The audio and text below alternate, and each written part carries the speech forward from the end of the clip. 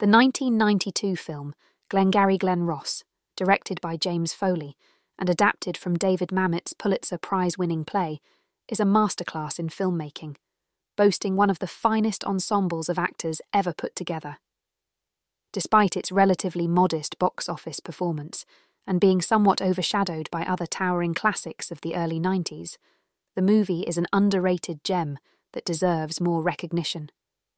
Its examination of the toxic culture of high-stakes sales, corporate pressure, and moral decay feels as relevant today as it did over 30 years ago.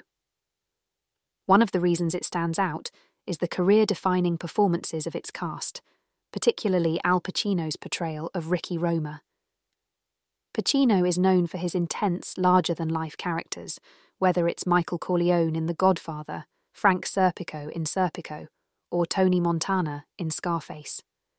He has a unique ability to blend smouldering intensity with charismatic bravado, and Glengarry Glen Ross presents a unique opportunity for him to showcase these talents in a more contained yet equally explosive manner.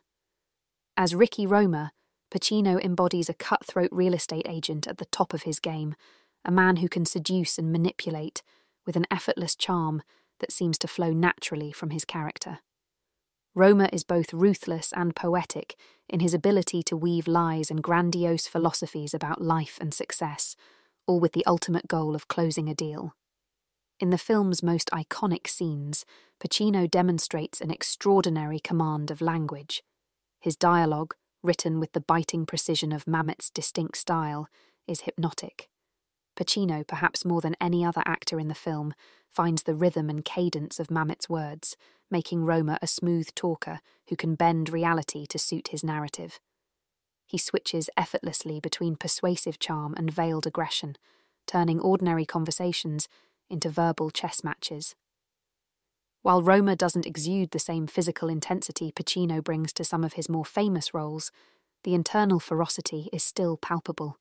He moves with quiet confidence and always seems to be a step ahead, a predator in human form. What sets this performance apart from his more well-known roles is how understated yet captivating it is. Unlike his explosive outbursts in Scarface or Dog Day Afternoon, Pacino's Roma is cool, calculating, and menacing in a different way. He's a psychological manipulator, and in many ways, this makes his performance more chilling. This nuanced intellectual ferocity is why some argue that Glengarry Glen Ross features one of Al Pacino's most sophisticated performances, yet it remains less celebrated than his more iconic roles, perhaps because the film itself is a cerebral, dialogue-heavy chamber piece, far removed from the more action-driven narratives of his other films. But anyone who appreciates the craft of acting, particularly the ability to wield words as weapons, will find Pacino's performance here absolutely mesmerizing. One of the film's great strengths, aside from its stellar cast, is David Mamet's writing. Mamet, known for his sharp, biting dialogue, gives Glengarry Glen Ross its pulse. The dialogue is its own character, fast, dense, and full of rhythm. The film is structured almost like a series of duels, with characters constantly trying to outsmart or undermine each other. Mamet's writing amplifies the intensity of these exchanges, allowing the actors to inhabit the morally ambiguous world of sales with a remarkable sense of authenticity. Roma's manipulation of James Link, played by Jonathan Pryce, a timid and insecure man, is a perfect example of how Mamet's dialogue combined with Pacino's delivery creates tension. In this scene, Roma seduces Link into a real estate deal not by directly selling property, but by selling a lifestyle, an identity. He's a master of twisting words to present false visions of success and escape.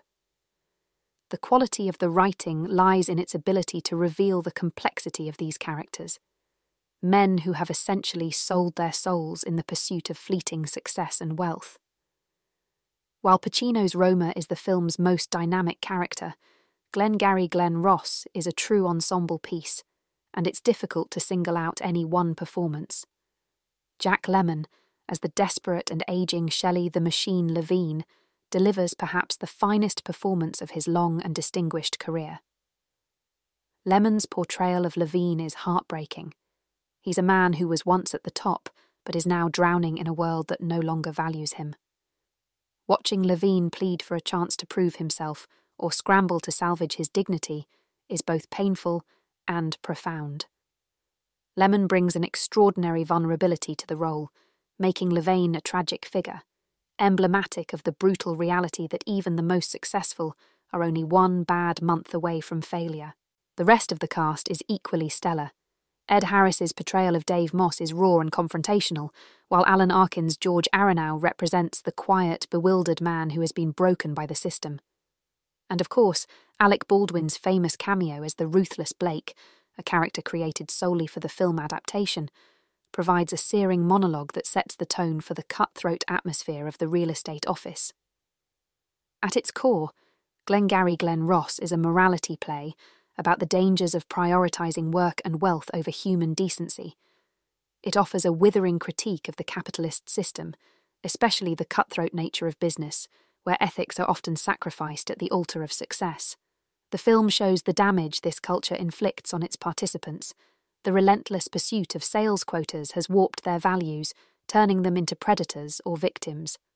Ricky Roma, for all his smoothness and success, is emblematic of a man who has completely internalized the idea that wealth and power are the ultimate goals, no matter the cost to others.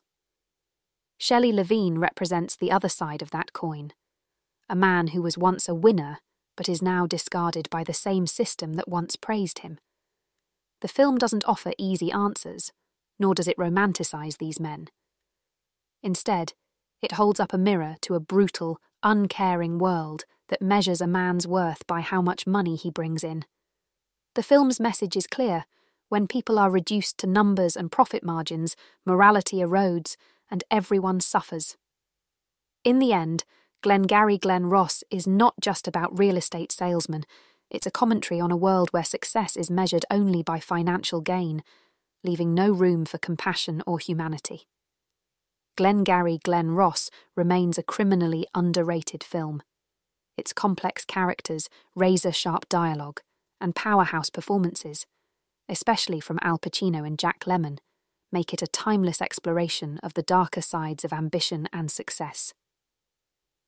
While it may not be as well known as The Godfather or Serpico, Pacino's performance as Ricky Roma is one of his finest, a testament to his range and ability to bring complexity to any role. The film's exploration of the corrosive effects of a business culture obsessed with winning at all costs continues to resonate, making Glengarry Glen Ross a powerful cautionary tale and a true gem in the history of American cinema.